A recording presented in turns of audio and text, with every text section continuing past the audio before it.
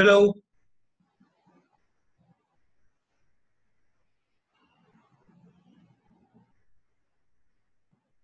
Hello.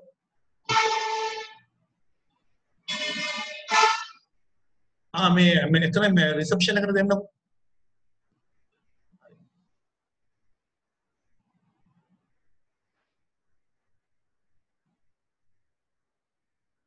Hello.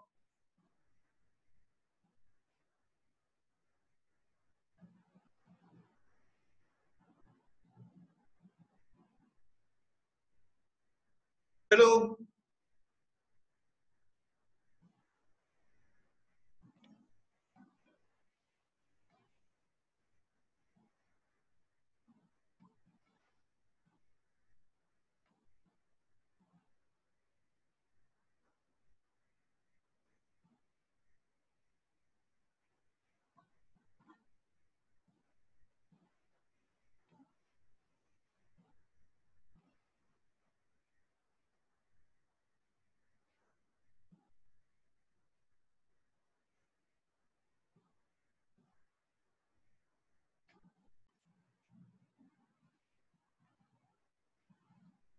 Can you all see the screen? Can you see the screen? I need a response now. When it Not comes, yet, sir. Not yet. Okay. When it comes to an online class, it is very important that you give a feedback to the lecturer. If you don't give a feedback to the lecturer, of course, there is no way that he can understand whether he is doing a good delivery or not. So in order for him to understand that he is doing a good job, it is important that the students give the feedback to the lecturer. Right. I hope you can see the screen now. Yes, sir, we can see. I'll turn off my video. Right. So introduction to accounting. Learning objectives. After studying this chapter, you should be able to, these are the learning objectives. What you need to understand is basically when you study something, you need to know exactly what are the objectives, what are the objectives of learning something. So these are the learning objectives of the first chapter. After studying this chapter, you should be able to define the term financial accounting, explain the information needs of stakeholders of the business, and the role of accounting in this respect, distinguish between financial accounting and management accounting. Right, so introduction. Let's start with the introduction. The importance of accounting as a service activity has improved considerably over the last few decades. That you know, the importance of accounting has gone, and especially if you take the last few decades, accounting has become very important in business organizations. Accordingly, accounting has become an essential component in the modern business world and has become an extremely important element of any business activity. Accounting acts primarily as an information system. So accounting is mainly an information system. Why we say an information system? Because accounting provides information for various users to make decisions. Therefore, accounting we can sum it up. Accounting we can sum up as an information system. The information generated by accounting is used by different types of users. As I explained you, there are different types of users. Users are the people who need or who use the accounting information. So they require this information for various purposes. The information generated by accounting is used by different types of users to facilitate the economic decisions. Accounting as an information system converts the data gathered from transactions of the business entity into meaningful information which could be used for decision making. So if you ask me the process of accounting, what happens in accounting? Basically, we are processing raw data. We are processing raw data into information. In other words, when we do transactions, when we do day-to-day transactions in an organization, we generate a lot of data. And we convert this data into meaningful information through accounting. That is what we basically do in accounting. Is that clear? Is that clear? Yes, sir. Right. So accordingly, accounting is a terminology directly related to business entities. Thus, it is important to have an understanding about the term business entity as a prerequisite of studying accounting. So we need to know exactly what is meant by a business because accounting is used in a business context. So what is a business? What is a business entity? A business entity can be defined as any entity which engages in supply of goods and providing of services in order to satisfy human needs and wants. Very important. A business is an activity. A business is an activity which engages in the supply of goods and providing of services in order to satisfy what human needs and wants. Now, I suppose you know the difference between needs and wants. Needs are what? Needs are what? Needs are a must. Needs are must. Okay. Okay. Define more specifically. They are the essential requirements that must be fulfilled. Absolutely. These are the basic needs. These are the basic requirements, essential requirements which have to be fulfilled. So what are wants? The different ways of satisfying needs. Different ways of satisfying needs, and also you can say on top of needs, you have wants. These are basically what? Desirables. I mean, without fulfilling wants, you can live. You can continue to live. But you will be motivated. You will feel happy if you can satisfy your wants. So needs are basic requirements. I mean, these are essentials. These are the basic things that you need to have when you live. Now, say for example, if a person is living, he needs to have what basically? He needs to have food. He needs to have shelter. He needs to have clothes. So those are what basically?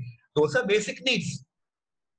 Now, on top of that, he will have wants. He will have a luxury. He will want luxury vehicle. He will want a better house. He will want good education, foreign education. Now, those are wants. Those are not needs. So, are we clear? Sir. Yes, sir. Yes.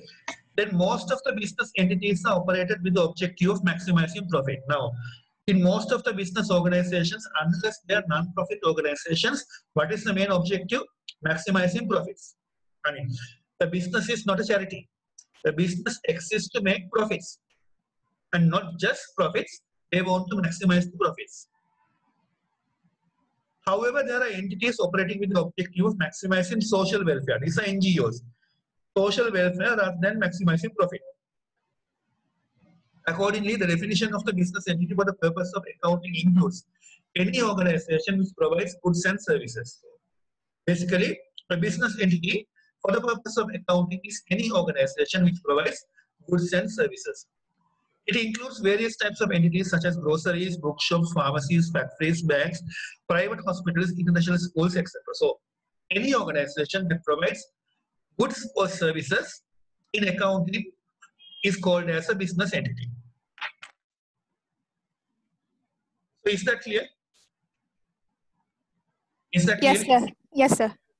Further, it includes entities such as sports club, welfare societies, government schools, etc., which do not have profit earning objectives. So, a business entity can be these kind of organizations also. It can be a club, it can be a welfare society, it can be a government school, not a private school. So, if it is a government school, you know the main objective is not to make profits.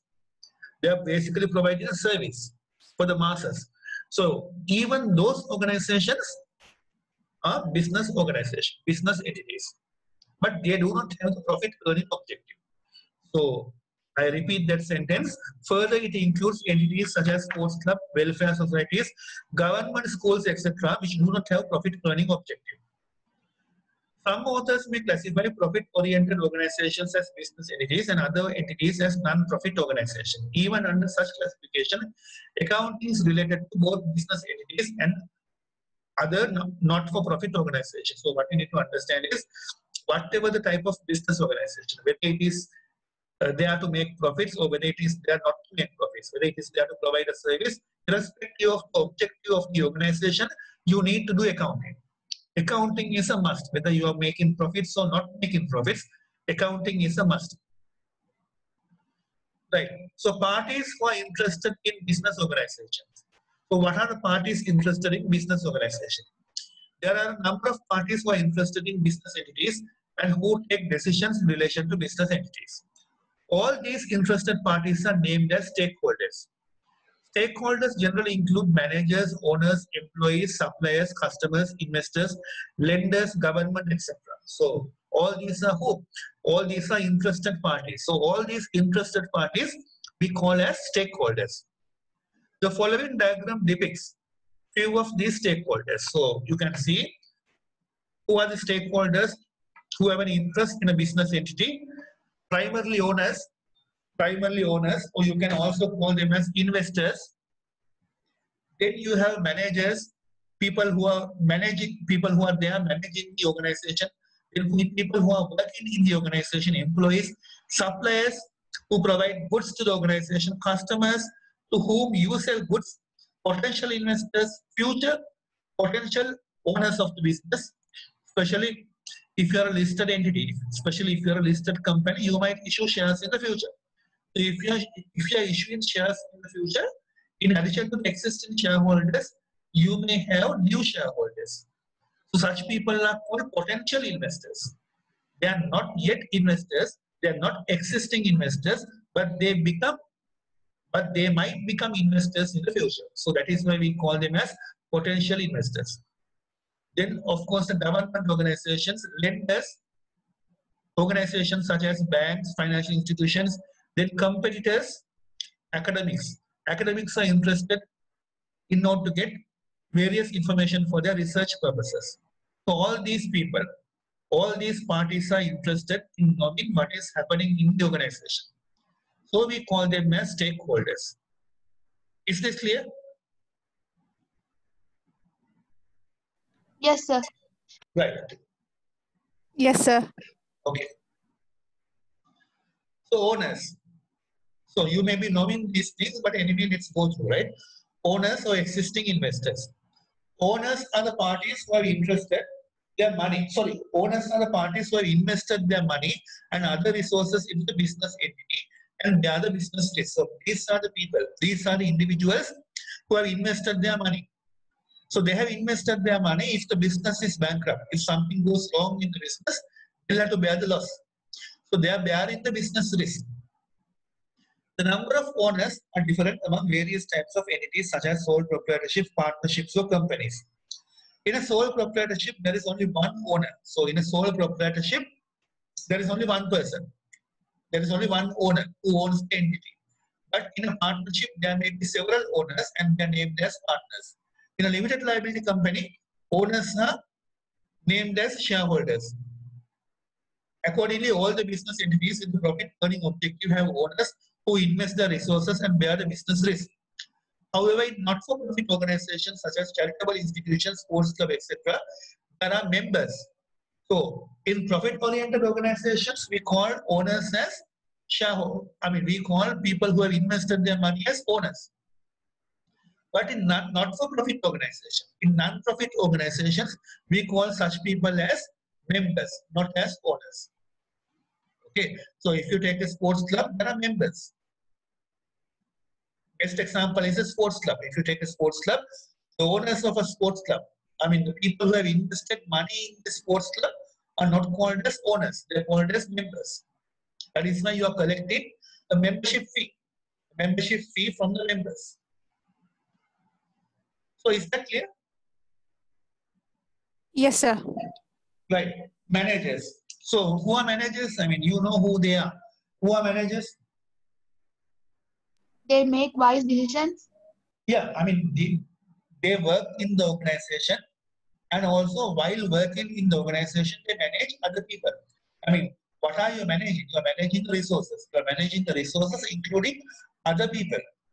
So managers are the parties who involved in the management of a business entity. Management refers to planning, organizing, directing, and controlling activities of the business. So these are the things that we do in management. In a sense, when we say a particular person is managing, then of course what he is doing is planning, organizing, directing, and controlling the activities of the business. Accordingly, there are managers in every business entity since the above mentioned management functions such as planning, organizing, directing, and controlling are essential for any business entity. Generally, 3 levels of managers are identified in present business entities, namely top-level managers, middle-level managers, and lower-level managers. The top-level managers in a company consist of the chairman and the board of directors. So if you take the top level consists of the chairman and the board of directors. General managers of different segments of the business entity may be the middle-level managers. So if you take general managers, there may be different divisions, there may be different companies. So in charge of all these divisions or in charge of all these companies, there may be general managers. So such people are called as the middle level.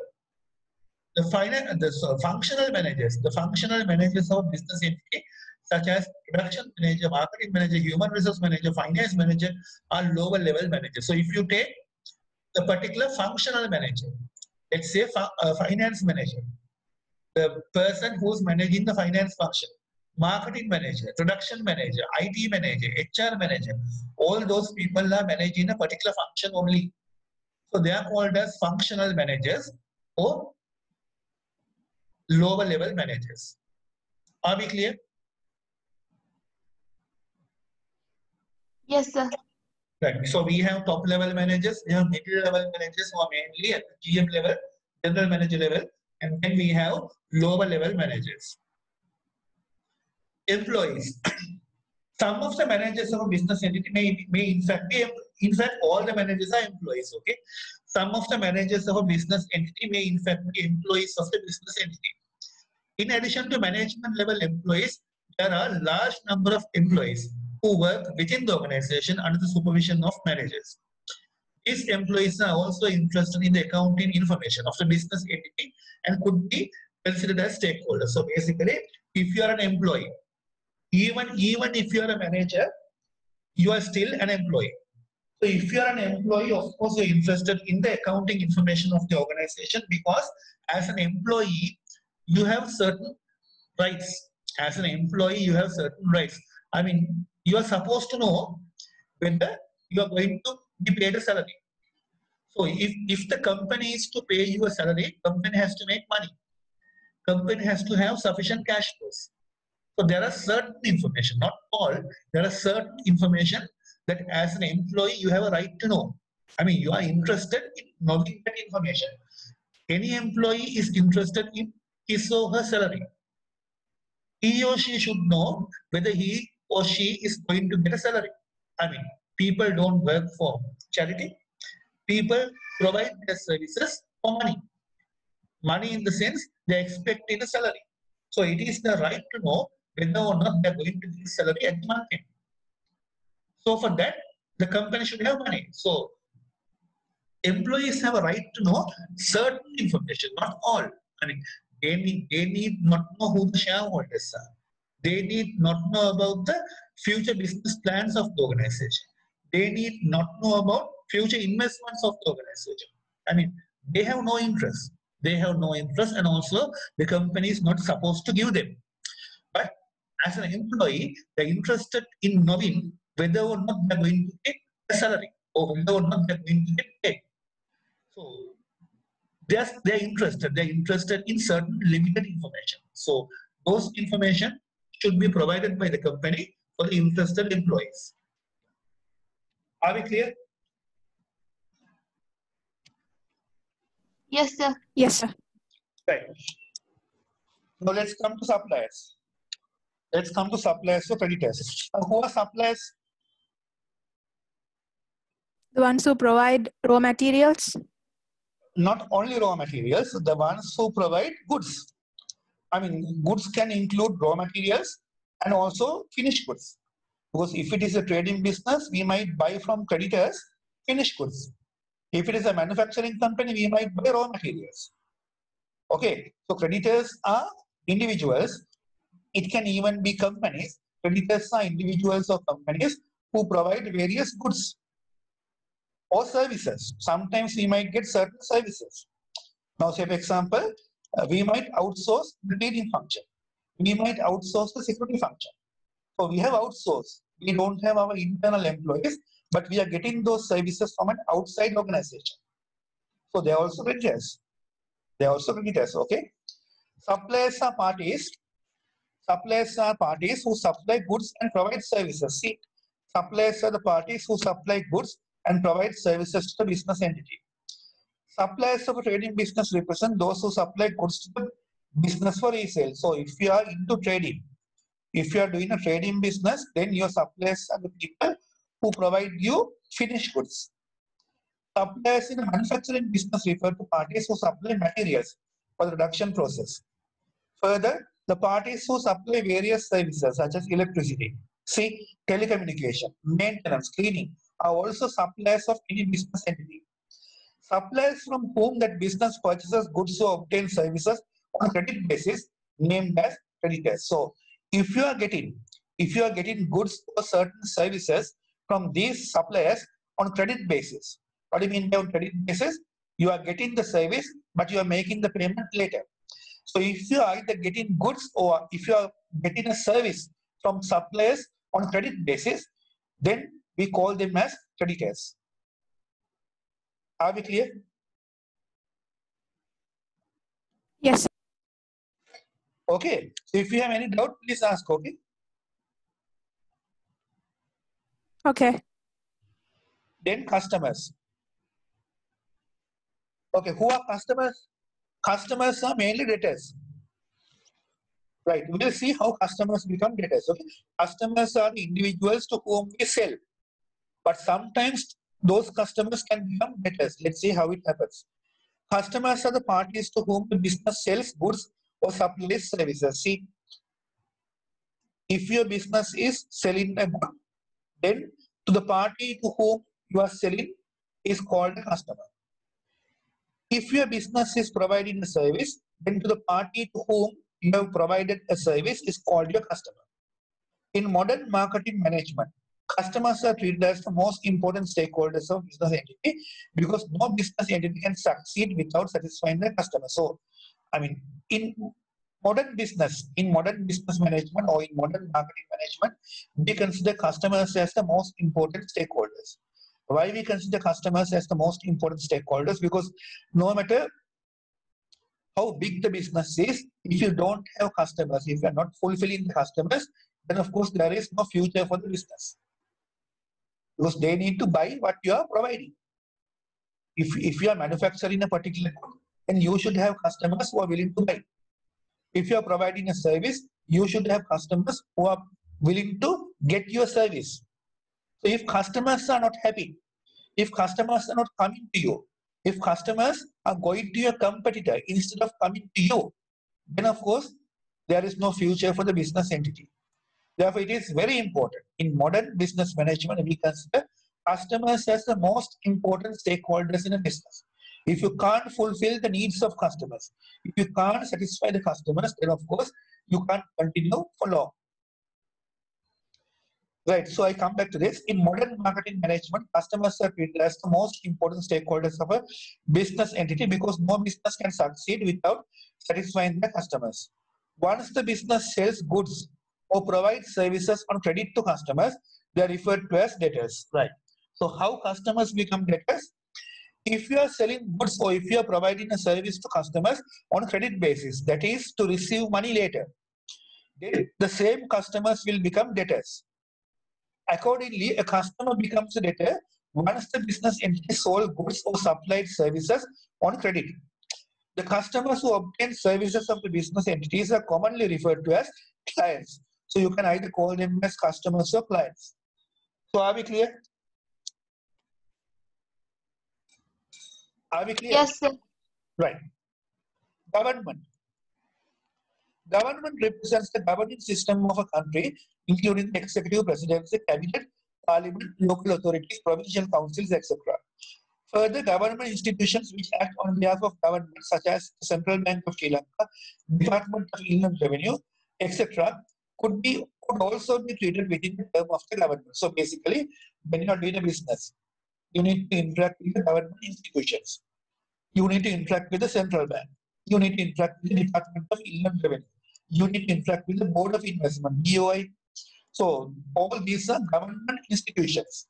So they need information. They need to know what is happening in the organization. Now, you have to use the services of central bank to exchange foreign currency. Now, when it comes to Department of Inland Revenue, they are charging a tax on your profits. So when you are making profits, on those profits, you need to pay a tax. So tax you pay to Department of Inland Revenue. Then if you take Board of Investment is the regulatory body which regulates the businesses in the export processing zones. Now you know there are many export processing zones in Sri Lanka. These are BOI BOI zones. Now we have one BOI zone in Katunayaka, another BOI zone in Avisavela, another zone in Biagama. So, I mean, these are three zones which I can remember. All these zones are regulated by BOI. Now, in all these zones, there are many entities. If you take all these zones, there are many companies or many entities. What they do is they manufacture goods. They manufacture goods for export purposes. So, since they are manufacturing goods for export purposes, they are getting a lot of benefits from the government. Now, when a company like this, when they're ordering materials or when they're ordering machinery, they can import materials and machinery on duty-free basis. I mean, they're not paying duty. They can bring down machinery, they can bring down raw materials from foreign countries, but they don't have to pay duties. But if a normal company brings a machine, if a normal company brings materials, then they'll have to pay duties. So these entities, which are within the BOI zones, they are getting a tax benefit from the government. But on the other hand, BOI needs certain information. You need to give information on a quarterly basis to BOI. You need to pay your tax on time. You should not have any arrears with government institutions. So all these things are regulated by the government. Are we clear? Now that is why we are saying government is also interested in the business entity. They are also a very important stakeholder. So are we clear?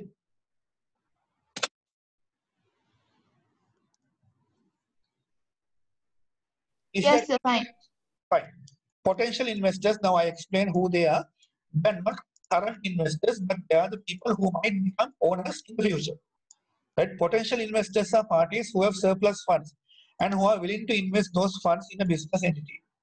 Once an investor invests his funds in a business entity by undertaking the business risk, such an investor becomes an owner of the business entity. So these are the people who have surplus funds. They are willing to invest, but they are not yet investors. When they invest, they'll become the owners. Lenders. So these are the people who can lend money.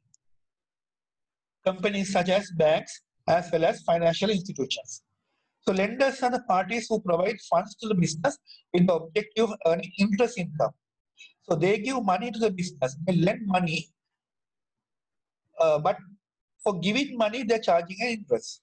So interest income is an income that those companies will generate.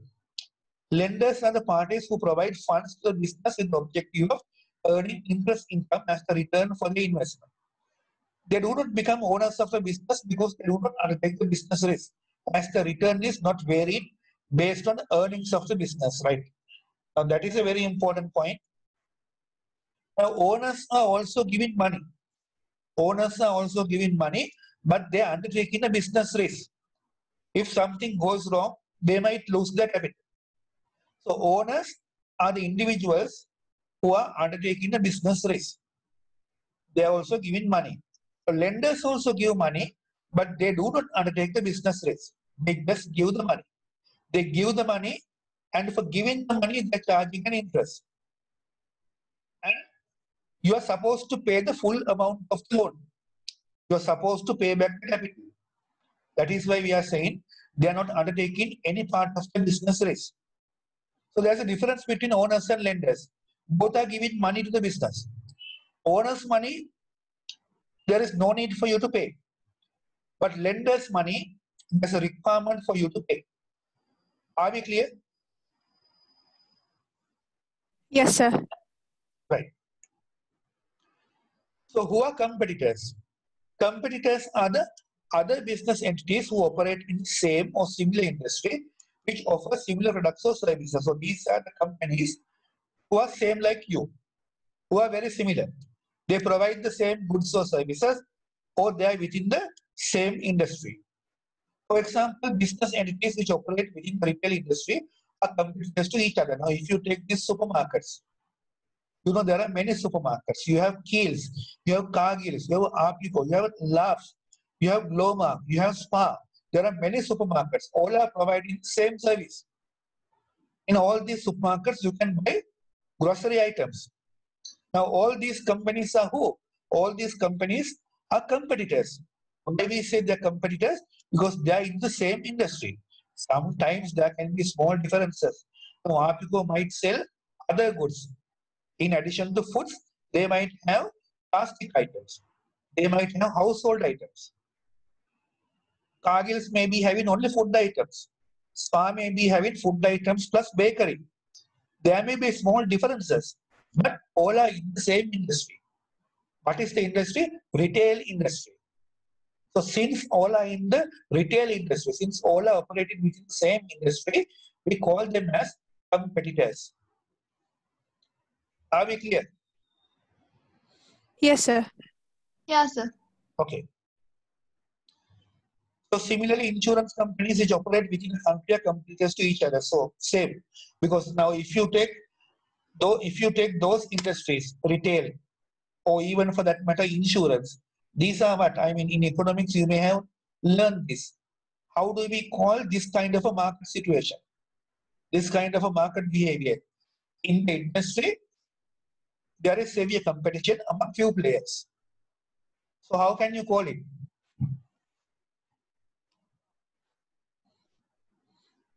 In economics, you may have learned. In the industry. Sir, we are doing IT instead of economics. Okay, fine. So I don't know whether are you learning microeconomics and macroeconomics? No, sir.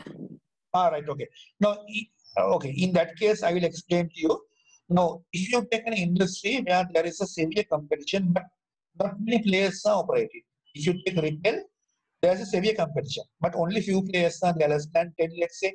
If you take insurance also, there is severe competition among companies selling insurance, Sri Lanka insurance, this and that. There is severe competition, but there are many insurance companies. Now, if you take such an industry where there is a big competition, but without many players in the industry, we call such an industry as an oligopoly. We call such an industry as an oligopoly. So, the retail industry, which I have explained earlier, then the insurance industry, these are industries or examples for industries for oligopoly markets. Competition is severe. Competition is very high, but there aren't many players. So similarly, insurance companies which operate within a country are competitors to each other. Similarly, there are competitors for most of the business entities which operate in the present world. So are we clear? Yes, sir. Right.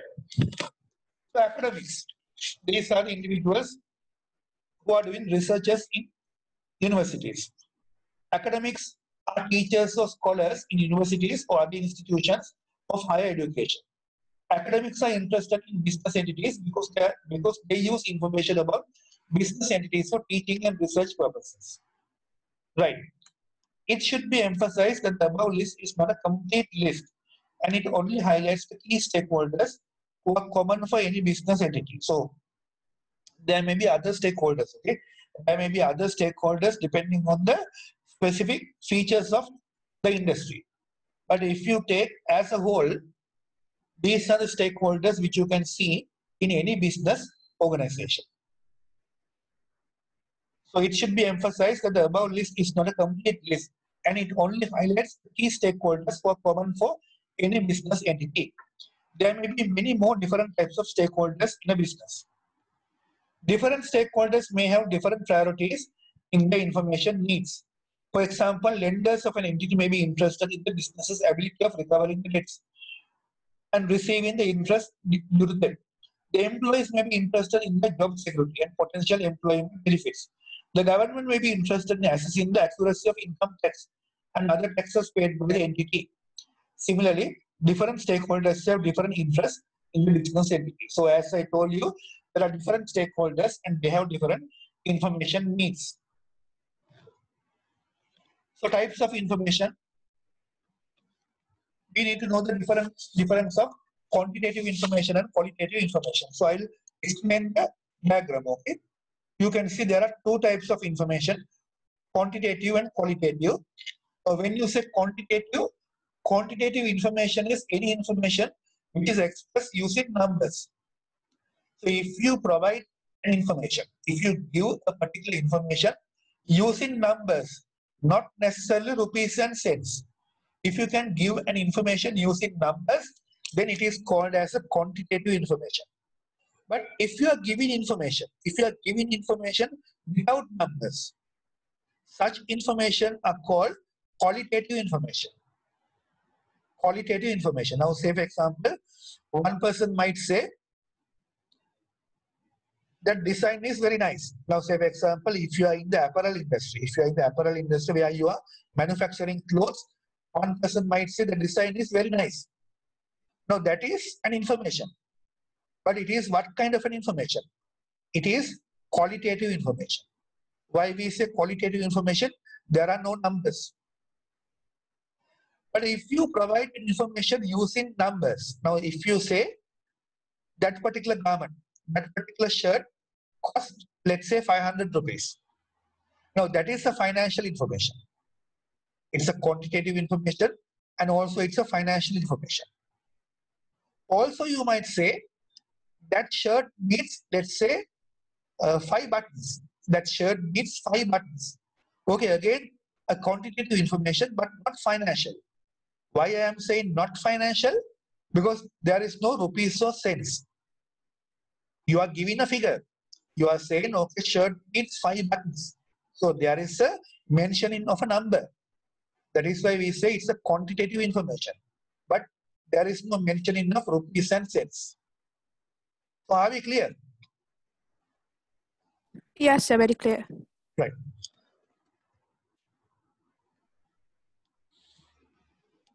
So, I mean, there are examples, right? I will share this document with you. So, I mean, you can read this on your own.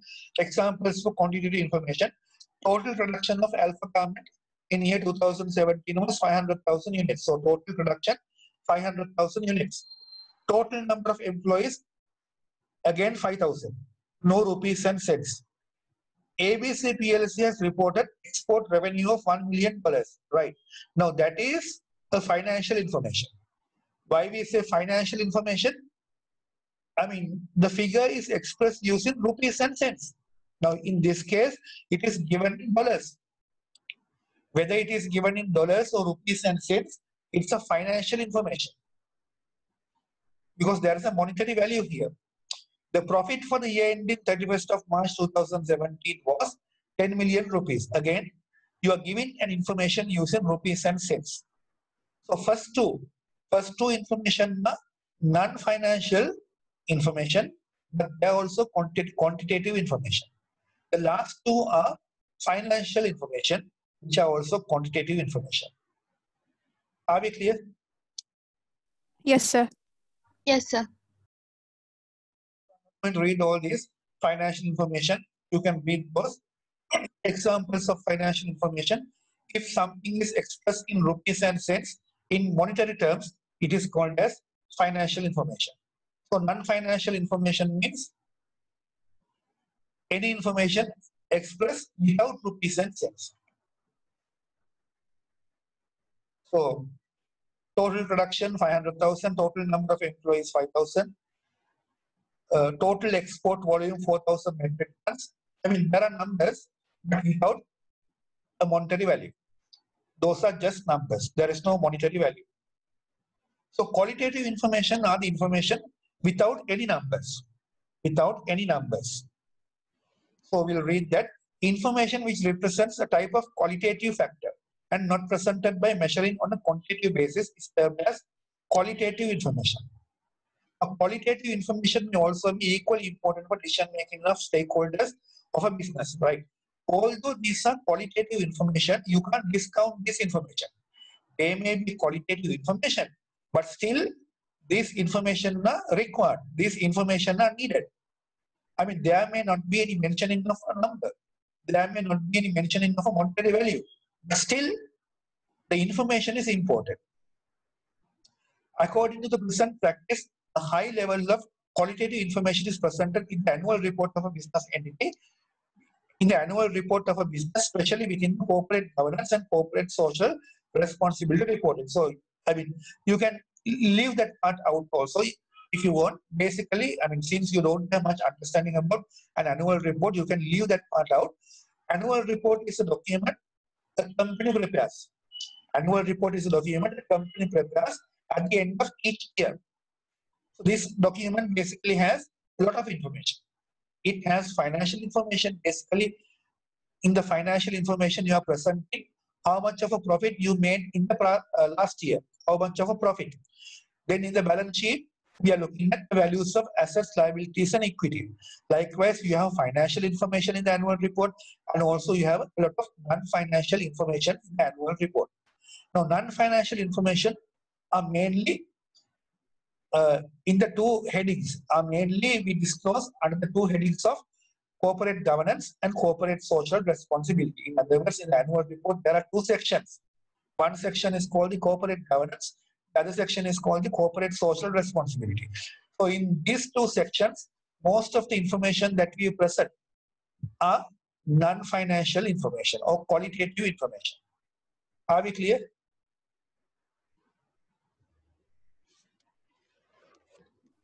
Yes, sir. Clear. Right.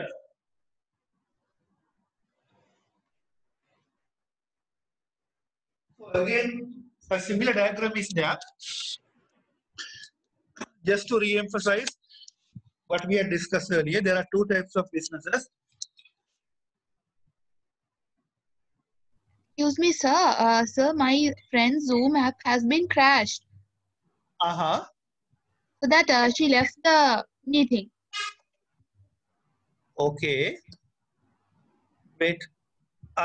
She has left the meeting. No, that is okay. Yes. Ask her to come back. I mean, using the same password, she might be able to come back if she can get the reconnection. Okay, sir. I'll tell her. Yeah.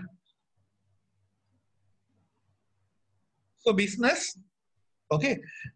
If you now, when it comes to this is basically the summary of what we had discussed. So business, there can be non-government businesses as well as government businesses. So non-government businesses, profit-oriented and not-for-profit. So when you say profit-oriented, basically sole proprietorships, partnerships, and limited companies. So not-for-profit are mainly organizations such as clubs. So government, again, there can be few profit-oriented, I mean not many, few profit-oriented government entities and also not-for-profit government entities. She came back, I think. Is there anything you need to clear on this? Fine, sir. I mean, you may have learned these things, right? Yes, sir. We learned it. All right, fine. So different types of business entities, sole proprietorships, partnerships, and limited liability companies. So sole trader business or sole proprietorships. This is the simplest form of business. One owner operates a business on his own with ownership of assets and control of business in his or her own hands. Most sole proprietors tend to be small businesses such as grocery stores, garages, repair shops, and restaurants. However, sole proprietorships could be expanded and operated at large scale as well. The business does not have a separate legal status apart from the owner. Now that is what is important here. All of us know what a sole trader business is. Sole trader business is a business entity where there is only one owner. He contributes capital, he owns the assets, and he manages the business. Sometimes his family can help him out. Basically, he's making decisions like my car, my petrol. He's making decisions. If there's a profit, he will take. If there's a loss, he will bear. So there is only one owner in such a business. Now, what you need to understand is, in a sole trader business, there is an unlimited liability. In other words, now say for example, if you take a loan for the business, I'll take a simple example. If you take a loan for the business and if you're unable to pay the loan, if the business goes bankrupt, from the business you are not making much profits. So if the business goes bankrupt and if you're unable to pay the loan, then you are personally liable. You are personally liable for the loan. Why you are personally liable? Because the business is not considered as a separate legal person. Business is not considered as a separate legal person in the commercial law. So there is no separation of ownership from the business. In the commercial law, Then if something goes wrong in the business, as the owner, you will be personally liable. So you may have to sell something that you own. Sometimes you may have to sell your vehicle. Sometimes you may have to sell a property. Sometimes you own house even in order to settle the liabilities. So there is no limit to your liability. There is unlimited liability in a sole trader business. The business does not have a separate legal status apart from the owner. Therefore, the owner is personally liable. Very dangerous. Therefore, the owner is personally liable for the debts of the business, and contracts are entered into with any other party. So, if something goes wrong, and if you are unable to settle the liabilities, then of course, if the business is unable to settle the liabilities, as the owner, you will be personally liable. Then partnerships. I hope it is clear. Yes, sir. Like partnerships. A partnership is a business entity owned by two or more persons and carrying on a business under an agreement with profit maximization objective.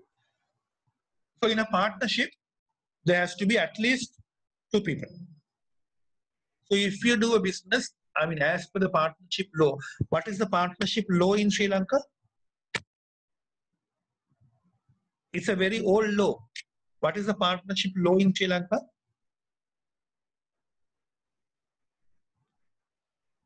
Act number 7 of 2007? No, that is Companies Act. I'm asking the partnership law. That is 1890 Partnership Ordinance. You remember? Partnership Ordinance, or you can say Partnership Act 1890. That is 1890. Okay, 1890. It was established in 1890 during British time. So that law is that many years old. Okay, as per the partnership law, a partnership should have, of course, if it is a partnership, there should be more than one person. So a partnership should have a minimum of 2 and a maximum of 10 partners. Okay, so a partnership, I go back to the tune. A partnership is a business entity owned by 2 or more persons and carrying on a business under an agreement with profit maximization objective. So between partners, there's an agreement. That is called a partnership agreement. A sole proprietorship may be converted to a partnership when a need is felt for different skills or in order to introduce more capital. So even if you start as a sole trader business, you can convert that to a partnership. In other words, say for example, a person might start a business. If he feels that for him to expand the business, he needs more money, he needs capital, he might invite other people to come to the business. Then those people will come to the business as partners. So a sole proprietorship can be converted to a partnership. A sole proprietorship may be converted to a partnership when the need is felt for different skills or in order to introduce more capital. Owners of partnerships are termed as partners, and each partner contributes an amount of capital and exercises control over the partnership. The partnership agreement is used to distribute the profit among the partners. So basically, among the partners, there is a partnership agreement. Based on the partnership agreement, they share the profits. Similar to a sole proprietorship, the partnership has no legal status. Again, like a sole trader business, in a partnership also there is no limit to liability. In other words, if something happens to the partnership, then partners are personally liable. The partnership has no legal status and partners are liable to settle the debts of the business even with the personal assets. Clear? Yes, sir. Yes, sir. There are two concepts. There are two concepts which are relevant when discussing the nature of limited liability companies. That when it comes to limited liability companies, there are two things which you need to understand. That is, number one, legal personality. Now, what do you mean by legal personality? Now, this is the very advantage which sole proprietorships as well as partnerships did not have. Now, with regard to both, with regard to sole proprietorships and partnerships, I told there is an unlimited liability for the owners. In other words, if something goes wrong, owners are personally liable in those two entities. But here, there is a Companies Act, number 7, 2007 is the Companies Act. So as per the Companies Act, all companies are treated as separate legal entities. So since companies are treated as separate legal entities, if something goes wrong in a company, now say for example, if the company has taken a loan, and if something goes wrong in the company, if the company becomes bankrupt, then shareholders need not bring their personal money. Of course, they will not get the capital back because they have already given capital. That money has been used in the business. So now something has gone wrong. Now the business or the company cannot pay liabilities. So if the company cannot pay liabilities, then of course, owners or shareholders need not bring their personal money, but they will lose the money they already contributed since they have already given the money. In other words, to start the business or to start the company, they have given a capital. They have given a capital means they have given money. So if the company is bankrupt, they need not bring any additional money. But whatever the money they have already given earlier, they will lose. Are we clear? Yes, sir. Yes, Right. sir.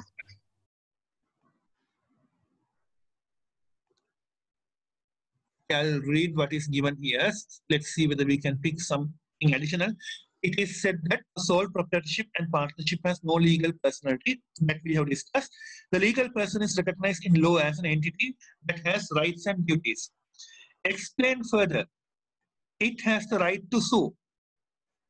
In other words, now say for example, if something happens to a company, now say for example, a company has entered into a contract, somebody has defaulted the company.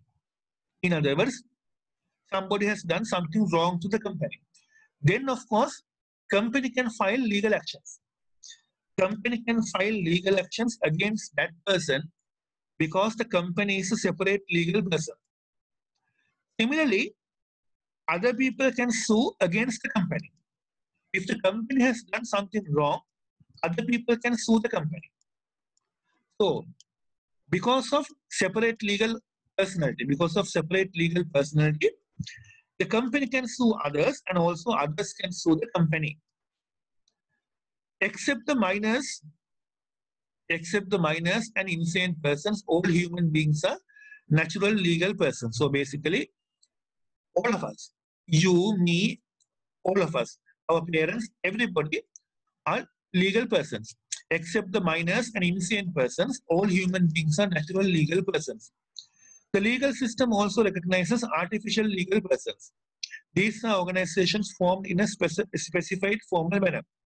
There is a company registered with the company register under the Companies Act, or those institutions formed under an act of parliament. So basically what it is saying is, you might wonder how a company can become a separate legal person. A company can become a separate legal person because a company is formed or a company is established by following the guidelines specified in the Companies Act. That is why we recognize the company as a separate legal person. So basically, all of us are natural legal persons, and also there can be artificial legal persons such as companies. Why we say a company is an artificial legal person? Of course, it doesn't have a life.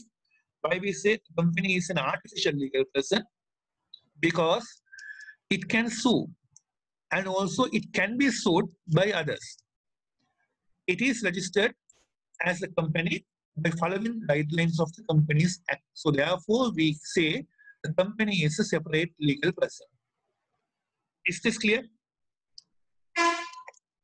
Yes, sir. Right. Now, separate legal personality is number one. Perpetual succession. Now, what do you mean by perpetual succession? Continuity? Absolutely, continuity. A company is separate from its owners or shareholders, even if all the shareholders, directors, and employees die. The company will not perish. So, I mean, this is simple to understand. Even if all shareholders die, even if everybody dies, the business will continue. The existence of business will be there. I mean, nothing will happen to the business. I mean, business will continue without any individuals. But as per the law, there will be a business. I mean, this is very rare. I mean, you can't find a situation where all of these people will die at the same time. But if that happens, even if that happens, still the business will continue. That is why we are calling it as perpetual succession. The company will continue to exist. Thus, it is said that a company has perpetual succession. The company will die only if it is dissolved. So, if a company is dissolved, dissolution of a company, if a company is dissolved, then it will die. So, if a company is dissolved, as per the law, there is no company. Some of the well-established companies in our country are nearly over 100 years old. The original subscribers, directors, etc., have all passed away, but the companies continue to run. So, you know, I mean, we have very old companies. I mean, if you take most of these apparel companies, Hydra Manis, then of course, mostly Hydra Manis. I mean, Hydra Manis and also companies such as Guinnessian group of companies, Das group of companies. I mean, these are big entities and also established for many years. I mean, now they have been run by the fourth generation, sometimes the third generation. So these companies have been existing. These companies have been existing for a long period of time. I mean, these companies, sometimes these companies have been there even before the 20th century. So, I mean, why the company will continue? Now the previous owners, previous directors, previous employees, previous managers, they have all died. But nothing has happened to the company. Company is continuing because the company is having a perpetual succession. Is that clear? Yes, sir. So limited liability companies, now we will have a discussion on the companies. A limited liability company is a separate legal entity, so that we know now. Therefore, company owns assets in its own name and is liable for the debts. So, if you buy something for the company, you are buying that for the company. So that asset belongs to the company, not for the owner. Understand, right? In the sole trader business, if the business buys something, it belongs to the owner. Even in a partnership, if the partnership buys something, it belongs to the partners. But in a company, if you buy something for the company, it belongs to the company. Why? Company is a separate legal person. Therefore, a company owns assets in its own name and is liable for the debt. So, again, if you take a loan, if the company takes a loan, then that loan is taken by the company, not by the shareholders. A limited liability company is an entity incorporated under the Companies Act number 7 of 2007 or any other special act passed by the government for incorporation of a company. So basically, companies are registered based on the requirements of the Companies Act number 7 of 2007. Owners of the company are shareholders as they own shares of the capital of the company. The shareholders can transfer or sell their shares to another investor at any time. So basically, owners in a company are called as shareholders. Now, why they are called as shareholders? Because they are holding shares. They are holding shares. To represent the ownership, they hold in shares. Now, these shares, they can sell to any person. They can sell to any person in the future. In other words, these shares can be transferred. The shareholders can transfer or sell their shares to another person or another investor at any time. Thus, we say that in a company, the ownership is transferable. So, in a company, the owners can change. Mr. X may be the owner now, or Mr. X may be a shareholder today, but tomorrow X might sell his shares to Y. So, tomorrow X is not a shareholder, but Y is a shareholder. Are we clear? Yes, sir. There are mainly two types of limited liability companies, private companies and public companies. A public company can list with the stock exchange. So there are two types of companies, private companies and public companies. Now, private companies are the companies which are owned by, let's say, known people. Now, say, for example, if a set of known people, if a set of known individuals get together and if they start a company, it is called as a private limited liability company. Or if some family members get together and start a company, it is called as a private limited liability company. If some friends get together and start a company, it is called as a private limited liability company. So in private companies, shareholders are known to each other. But in public limited liability companies, shareholders are unknown to each other. Understand why shareholders are unknown to each other? Because in such companies, in public limited liability companies, shares are issued to different individuals. Shares are issued to different individuals or different shareholders openly in a stock exchange. Okay, a public company can list with the stock exchange and thus has access to raising funds from the general public and has ready marketability of the shares. So basically, in a public limited liability company, you are issuing shares in a stock exchange, and when you are issuing shares in a stock exchange, anyone from the general public can become a shareholder. So that is why we are saying shareholders are not known to each other. A person from Colombo might be a shareholder, a person from Ratnapura might be a shareholder. There may be different shareholders, and these people might not know each other. Understand?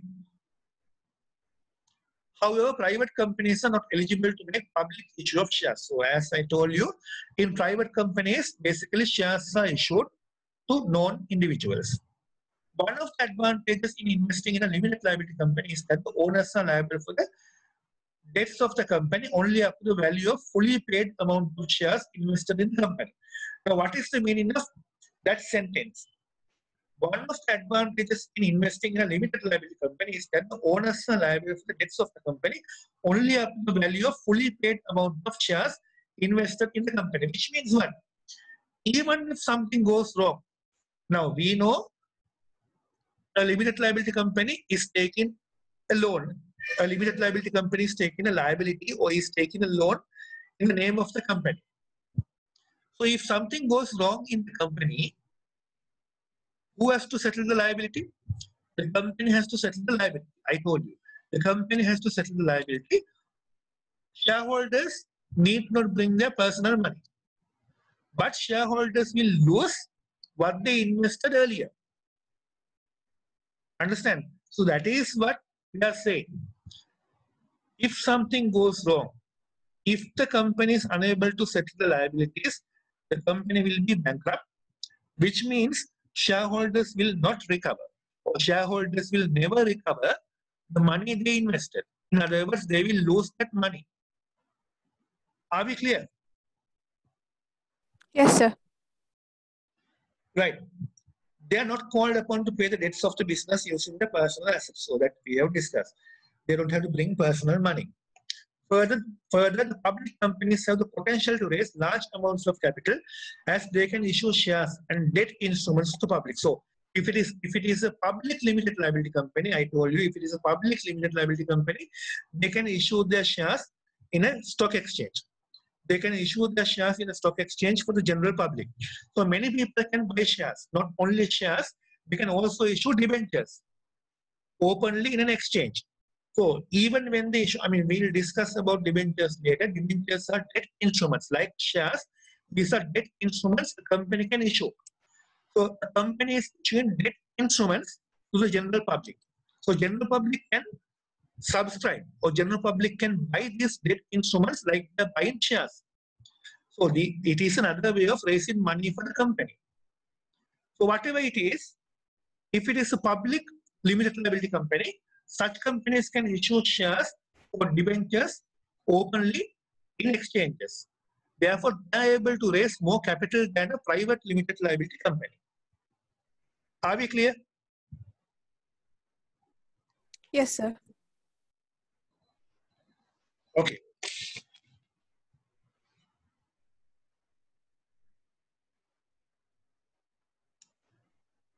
These advantages make companies the most popular form of business entity to carry on large-scale operations. So, because of these advantages, we normally say, if you want to do a large-scale operation, then of course you have to register it as a company. However, companies vary in size from shops to large business conglomerates, which are spread across a number of countries. So sometimes a company can be a small company, sometimes it can be a multinational company, a huge organization. Okay, so the size can vary. What is accounting? What is accounting? Okay, now let's come into accounting. Okay, as it is defined in the earlier paragraph, there are many stakeholders of any type of business entity. These stakeholders take decisions in relation to the business entity. And these stakeholders take decisions, they need to use information about the business entity for such purpose. Since the information is not automatically generated and communicated to these stakeholders, a proper system is required to generate and communicate information about a business entity. Broadly, accounting addresses this issue. So I have explained this at the beginning also. Accounting is a system. Accounting is a system through which you give information. You give information to various users to make decisions. Accordingly, accounting could be explained as a system of generating information about a business and communication them to shareholders for supporting economic decision making. It is a systematic process of identifying, recording, measuring, classifying, verifying, summarizing, interpreting, and communicating financial information. So all these things you do in accounting. The last sentence is very important. It's a systematic process. It's a process. It's a systematic process of identifying, recording, measuring, classifying, verifying, summarizing, interpreting, and communicating financial information. Are we clear? So basically remember accounting as what? Accounting as a system. Accounting as a system which gives what? Which gives information to users to make economic decisions. And what we do in accounting we start with identifying information. We first identify information, record information, then measure, classify, verify, summarize, interpret, and communicate financial information. So are we clear? Yes, sir. Right, accounting as information system. It is identified that accounting is a system of generating information about the business and communicating them to stakeholders for supporting economic decision making. Financial accounting is the accounting which focuses on providing information to stakeholders. There are three main elements in any information system. So if you take any system, in any system, okay, I'm not referring to accounting system. In any system, there are three main elements.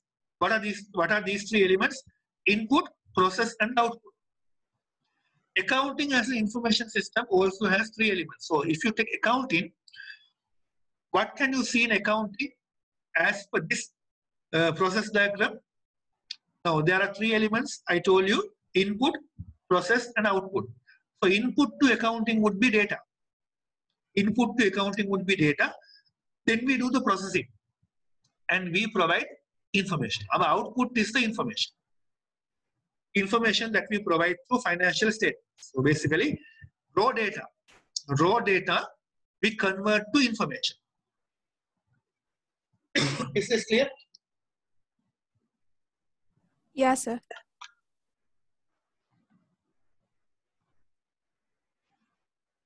Right, input to accounting system. Data gathered from transactions are the inputs to accounting system. Transactions are the activities of the business which have a financial value and which result in a change in assets, liabilities, and equity of the business. So transactions are what?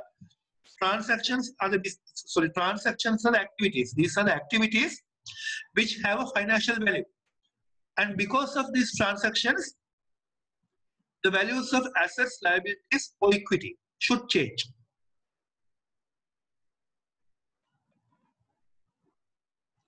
Now, is that clear? Transactions are the activities or events which have a financial value. And because of these transactions, what will happen to the values of assets, liabilities, or equity? They will change. Are we clear? Yes, Yes, sir. sir. So accordingly, it should be emphasized that all activities of the business are not transactions. All activities of the business are not transactions, and accounting as an information system gathers data from the transactions. So basically, accounting captures data from the transactions and converts those data into information. The following are a few examples of transactions which occurred in a business which engages in buying and selling of goods. So these are some of the transactions. See, owner of the business invested 800,000 rupees as capital and started a business. So owner has money. Owner has put 800,000 rupees as capital. So you know when owner brings money, your assets will change. You will get cash. So your assets will change, assets will increase, and capital will increase. And obtain a loan of 500,000 rupees from a bank. You are taking a loan from the bank. So your cash will increase, assets will increase, and liabilities will increase. You are purchasing office equipment for 400,000 rupees. So when you purchase office equipment will increase, cash will decrease.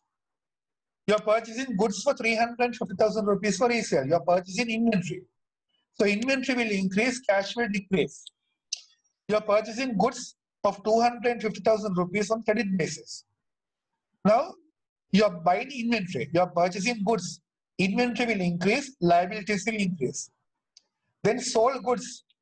Sold goods costing 200,000 rupees for 325,000 rupees. So you are selling goods which cost you 200,000 rupees by keeping a profit of 125,000 rupees. In other words, you are selling for 325,000 rupees.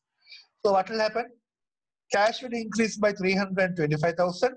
Inventory will decrease by 200,000. Profit is 125,000. It is a part of equity. Then sold goods costing 150,000 for 250,000 on credit. Now you are selling on credit. So now since you are selling on credit, you are not getting cash immediately. Instead, you are increasing debtors. So debtors will increase by 250,000. Inventory will decrease by 150,000. Difference 100,000 is the profit. Profit comes under equity. Then paid salaries. Paid salaries of office employees amounting to 200,000. So paid salaries of office employees means an expense. So when you pay salaries, your cash will decrease, and because of the expense, your profits will decrease. So decrease in profits we record as a decrease of equity. Then again paid rent of the building amounting to 50,000. Similar, again another expense. Your cash will decrease by 50,000. Your profit will decrease by 50,000. Are we clear?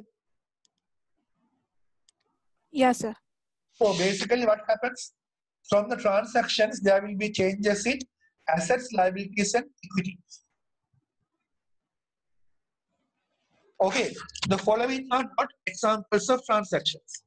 So, conducting interviews to recruit new employees. I mean, it is not a transaction. 10 new employees were recruited to the business. Again, not a transaction. Got the approval from the bank manager for a bank overdraft of 1 million. So, the bank manager has approved an overdraft of 1 million. Now, these are not transactions. Understand, okay? Just because you get the approval for a bank overdraft, it does not constitute be a liability. You got the approval. You got the approval for 1 million rupees or $1 million of bank overdraft. But just because you get the approval for a bank overdraft, it does not fall under a liability. So those are not transactions. Are we clear? If you have any doubt, you can ask.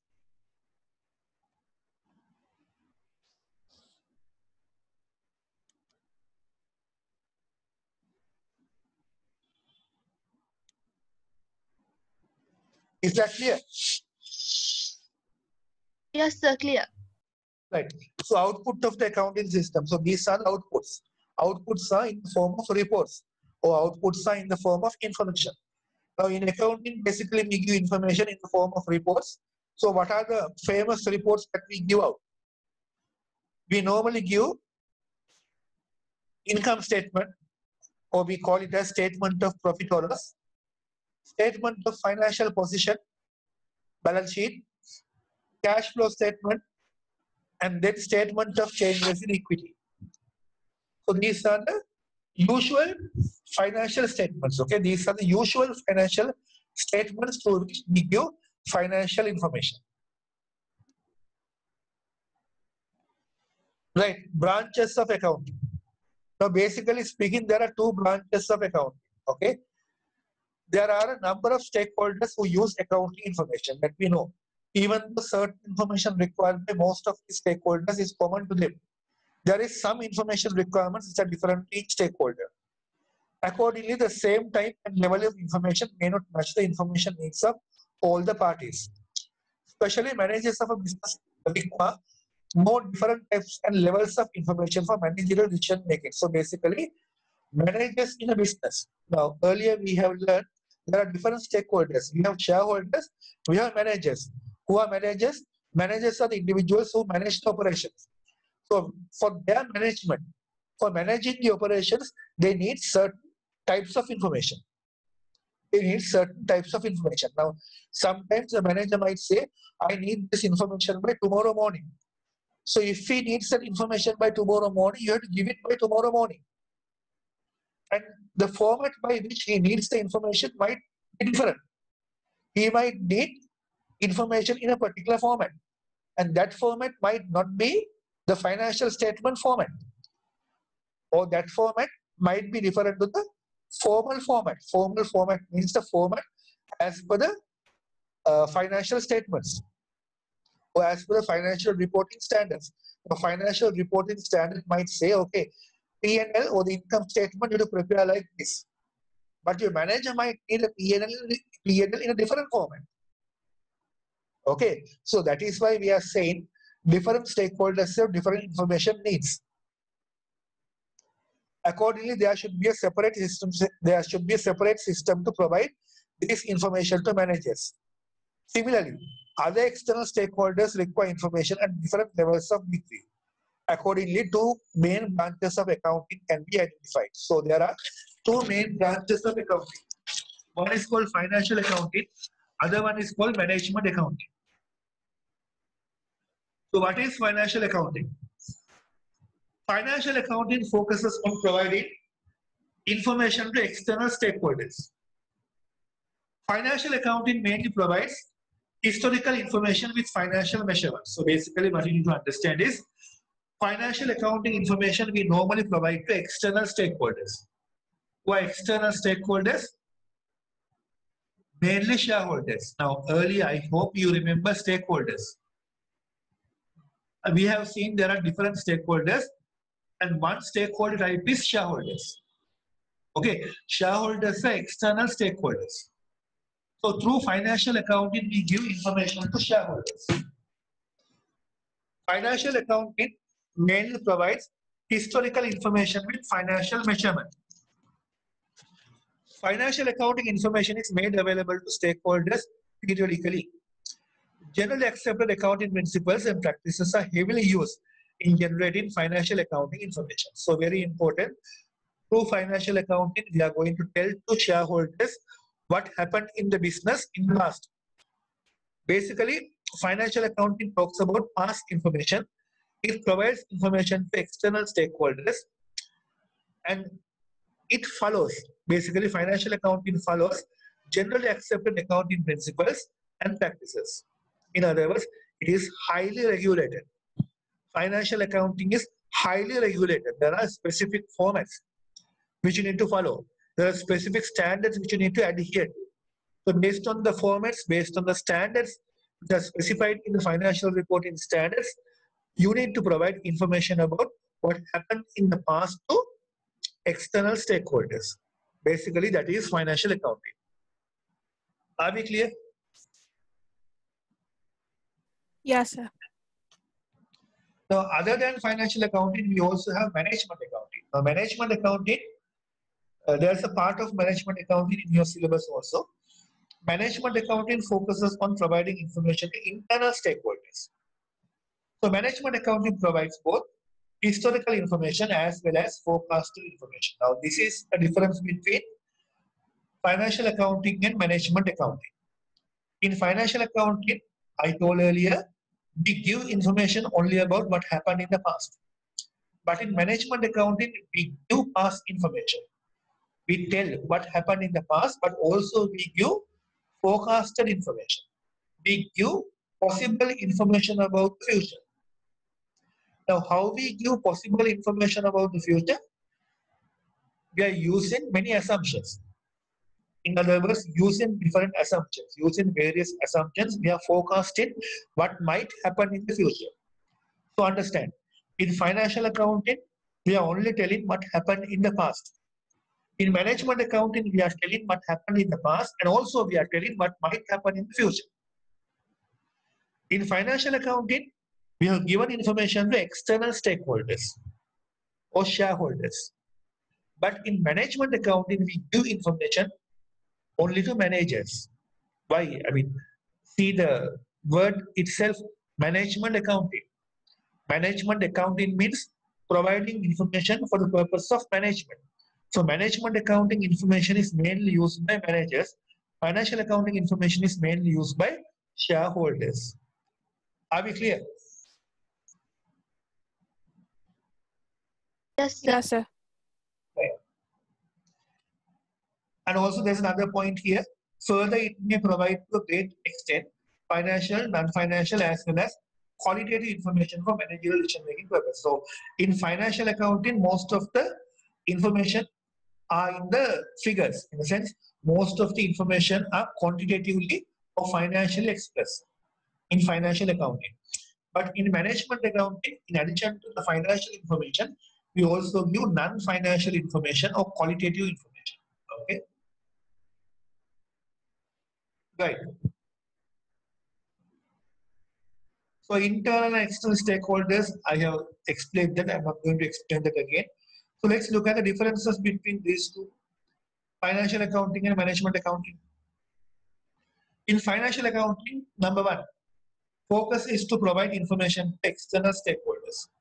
In management accounting, we give information to internal stakeholders, mainly to managers. In financial accounting, we need to give periodic information. We have to give periodic information. In other words, financial accounting information normally we present annually, sometimes biannually. But management accounting information, I mean, these information requirements or these reports are ad hoc reports. In other words, whenever the management needs, it might be tomorrow morning, it might be today evening, it might be within 2 hours. So whenever they need, you have to give the information. Then financial accounting, as I have explained, you are giving information mostly about what happened in the past. In management accounting, you give past information and also forecasted information. Financial accounting uses general accepted accounting practices as well as accounting standards. But in management accounting, they are not using those. They are not very important.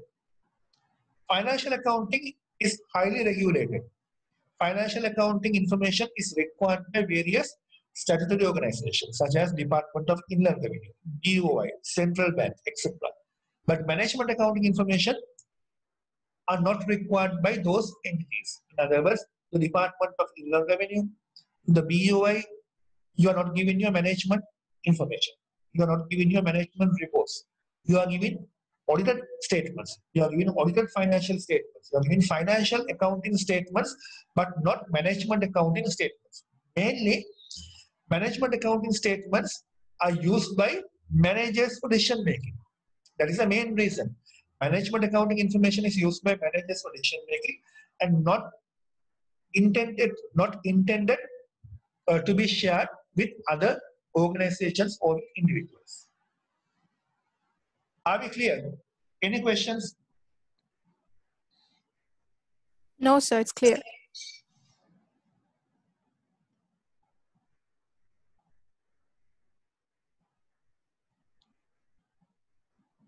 So there's a summary. I will share this with you and you can answer these questions on your own, okay? You can answer these questions on your own and you can share your answers with me. So basically, chapter 1, there are some review questions. Define the term accounting, define the term business, list 10 stakeholders, differentiate between internal stakeholders and external stakeholders, explain the different types of information which are available, list 5 examples of transactions, briefly explain the term transaction. All of these we have discussed. List 3 activities of a business which cannot be considered as transactions. Right. So chapter 2, accounting equation. What do you want to do? You want to start it today or next week? What is better? Shall we do this part next week? Okay, sir. Because now then I can check your answers also.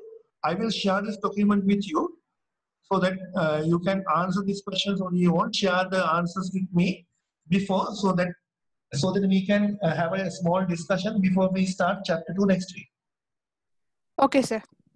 So is that fine? Yes, sir. Okay. Yeah, but now another thing I can do, now I have recorded this, okay? I have recorded this lecture. So if you want to listen to this, later, what I can do is I can share this. Yes, sir. Please share this. Right, so okay, so with that note, then we'll call it a day. So thank you very much, right? Keep in touch. Yes, sir. Thank you so much. Okay, good night. Good night. Okay. Thank you, sir.